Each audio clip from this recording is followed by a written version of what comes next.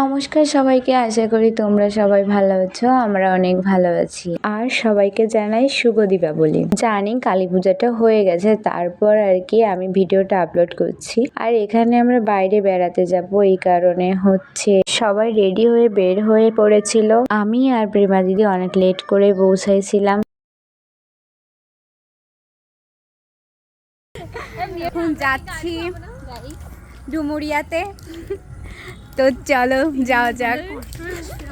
আমরা তারপর চলে গিয়েছিলাম আমাদের গুটুদিয়া মঠে। সেখানে একটা মানত ছিল, সেই মানতটা দেওয়ার পরে আমরা মেন রোডের দিকে চলে যাচ্ছিলাম। তারপর হেঁটে হেঁটে আমরা মেন রোডের দিকে গেলাম। তারপর অনেকক্ষণ দাঁড়ানোর পরে একটি গাড়ি পেলাম। অবশেষে আমরা গাড়ি পেলাম মায়ের কৃপায়। আমাদের ওখান থেকে ডুমুরিয়া বেশি দূরে না, সর্বোচ্চ 7 থেকে 8 মিনিট লাগছিল আমাদের এখানে পৌঁছাতে। তারপর আমরা বাজারে নেমে ওখান থেকে হেঁটে হেঁটে যাচ্ছিলাম। না, ভালোই লাগতেছে।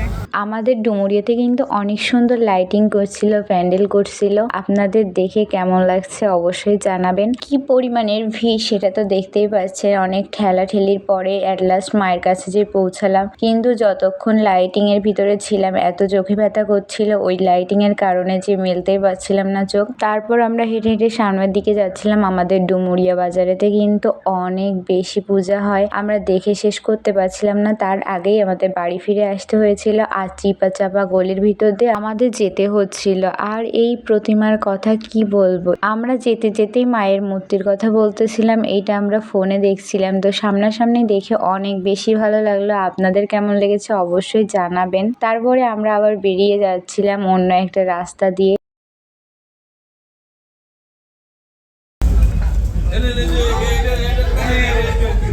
প্রতিমা থেকে বের হওয়ার পথে বাজারের ভিতর দিয়ে আসার সময় একটা চুড়ির দোকানদারের সঙ্গে কথা হলো। তারপর হচ্ছে আমরা চলে গিয়ে দেবনাথ বাড়িতে, সেখানেও যে মাকে দর্শন করে আমরা তাড়াতাড়ি বেরিয়ে গেলাম।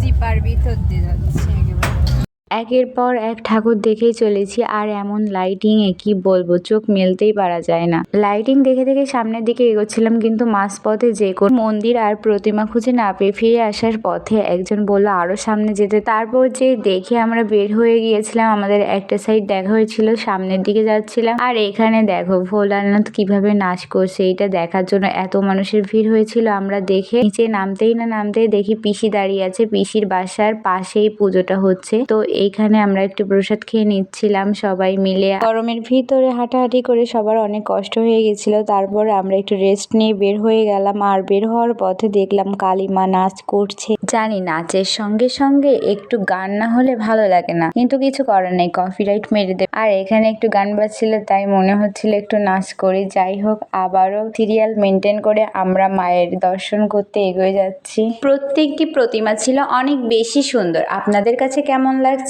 জানাবেন। আর এই প্রতিমাটি দেখেই আমরা বাড়ির দিকে চলে আসছিলাম। আর এটা তো অনেক বেশি ভালো লাগছিল আমাদের। আপনাদের কাছে কেমন লাগছে অবশ্যই জানাবেন। আর অনেক রাত হয়ে গিয়েছিল, এই কারণে আমরাও বের হয়ে আসছিলাম।